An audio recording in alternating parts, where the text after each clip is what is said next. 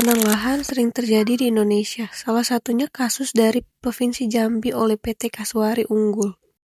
Kasus yang terjadi pada tahun 2015 ini di Kecamatan Muara Tanjung Jabung Timur, Jambi di dalam konsesi PT Kasuari Unggul dengan luas lahan yang terbakar ada 129,18 hektar lahan gambut.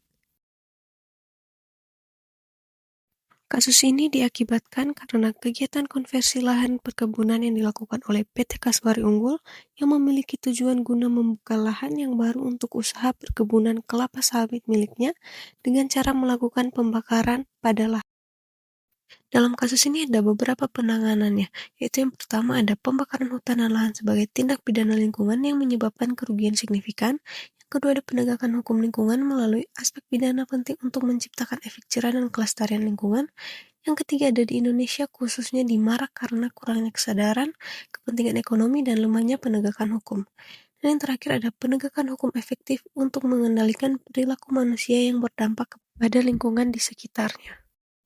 Dalam kasus ini ada beberapa pasal yang berkaitan, yaitu yang pertama ada Undang-Undang Nomor 32 Tahun 2009 tentang perlindungan dan pengelolaan lingkungan hidup, itu melindungi hak atas lingkungan sehat dan pelanggaran sebagai tindak pidana. Yang kedua ada Pasal 108, di mana sanksi pidana untuk pembakaran hutan termaksud bagi korporasi. Dan yang terakhir ada Pasal 94 Ayat 1, pengawasan oleh penyidik, polisi, dan pejabat yang terkait di dalam.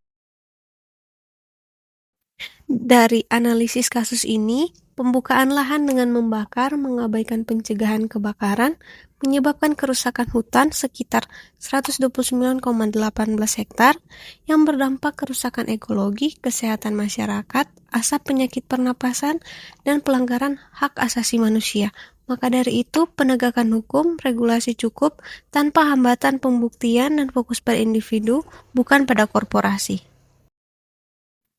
Jaga hutan hijau, pelihara lahan subur, tanam pohon hari ini, bernafas lega besok. Lindungi lingkungan, selamatkan bumi kita. Satu pohon ditanam, satu nafas diselamatkan.